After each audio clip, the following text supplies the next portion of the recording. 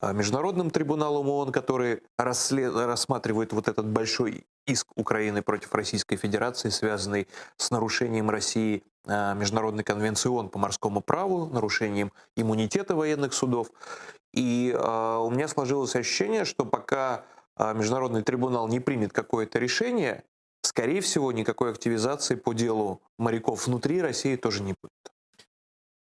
Вы говорите, что это все мы участвуем для того, чтобы фиксировать, для того, чтобы дальше в международных судах это все оспаривать. Но ведь тоже можем сказать, что уже прошло 5 лет, а еще после деоккупации, ну там, может, дела там и меньше рассматриваются, но пока нет никакого результата. Насколько это длительный процесс? Это длительный процесс, процедуры и Европейского суда по Ведь нет же правам ни одного еще человека. решения, ни по какому из дел. Ну, скажем так, есть промежуточные решения. Например, я По Меджлису. напомню, да, решение Международного суда ООН, связанного с рассмотрением исков Украины против Российской Федерации, связанный с нарушением Международной конвенции о ликвидации всех форм расовой дискриминации. И в промежуточное решение Международного суда ООН обязало Россию не препятствовать деятельности Меджлиса. И Российская Федерация с 2017 года последовательно отказывается выполнять это решение. Но, скажем так, по существу Международный суд он еще не рассмотрел. Так же, как не рассмотрел и Европейский суд по правам человека большой иск Украины против Российской Федерации, межгосударственный. И это, собственно, тормозит рассмотрение частных жалоб на нарушение прав человека, которые на протяжении этих 6 лет подавались в Европейский суд. Ну, здесь обусловлено это тем, что Европейский суд, по всей видимости, не хочет, чтобы какие-то решения, принятые по частным жалобам, могли каким-то образом оказывать влияние на решение, которое должна вынести большая палата, то есть рассматривая большой иск. Это такая юридическая казуистика, это действительно занимает массу времени, но, скажем так, и Нюрнбергский трибунал, и в Гааге дела, связанные с геноцидом в Руанде и Сербии, тоже длились десятилетиями, ну, если не десятилетиями, то годами, и в конечном счете они привели к конкретным решениям.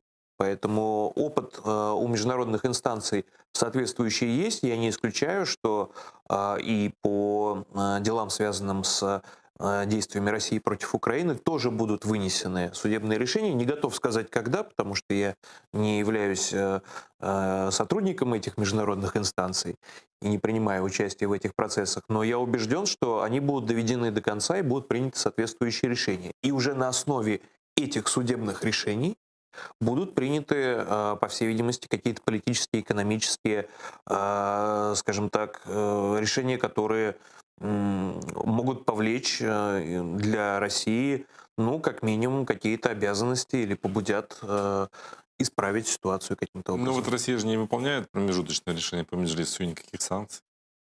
Пока никаких санкций. Но здесь, понимаете, вопрос какой? У международных судов нету какой-то, скажем так, службы маршалов-исполнителей, которые могут приехать в Кремль, значит, И заломать, опечатать его. да, заломать Путина, печатать там главные тронные залы и так далее, да? Таких возможностей нету.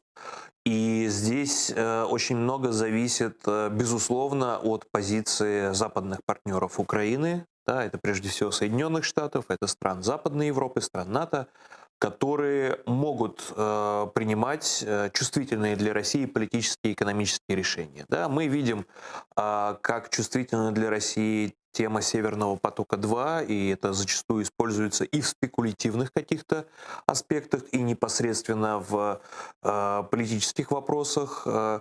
Здесь, что касается Украины, если сами украинские власти будут занимать пассивную позицию в отношении защиты своих территориальных интересов, в отношении защиты интересов своих граждан, то тогда зачем страны Запада будут... А как вы сейчас оцениваете нашу позицию? Ну, скажем так, я понимаю стремление нынешних украинских властей выйти на какие-то переговорные позиции, конструктивные переговорные позиции с Россией.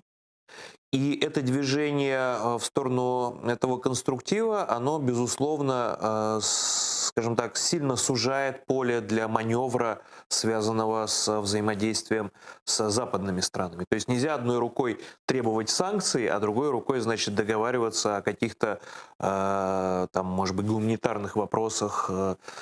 Почему у пятого президента Украины очень сложно происходила коммуникация с Кремлем? В какой-то момент, по-моему, начиная с 16 или с 17 года, постепенно все коммуникации между Россией и Украиной оказались заморожены.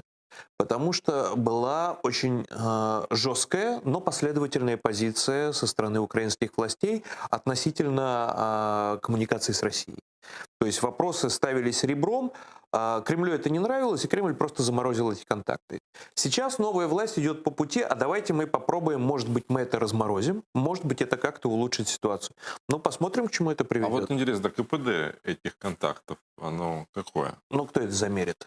То есть мы можем это оценивать только уже по результатам. Да? Ну, нормандский формат в кризисе, да, он не может собраться до сих пор. А обмены, это был, конечно, большой великий обмен, но они происходили и при пятом президенте. Единственное, что ставит себе власть в плюс, это режим тишины на Донбассе. Хотя и в стране неоднозначно к этому отношение. Ну, скажем так,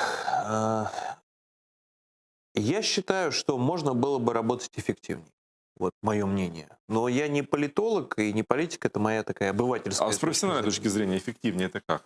Эффективнее это когда есть конкретные результаты. То есть процесс это всегда хорошо. Вот меня спрашивают, вот ты там защищаешь политзаключенных, да? Ну, а к чему это приводит, да? Вот. В моем случае зачастую это приводит к тому, что человек получает в конечном счете какой-то приговор, но его освобождают, и фактически он едет домой. Да, это было в деле там, Надежды Савченко, Ахтема Чайгоза, Ильми Умерова, в деле моряков и так далее. А когда постоянно процесс, ну, поначалу это может быть интересно, а потом спрашивают, ну, а когда результат?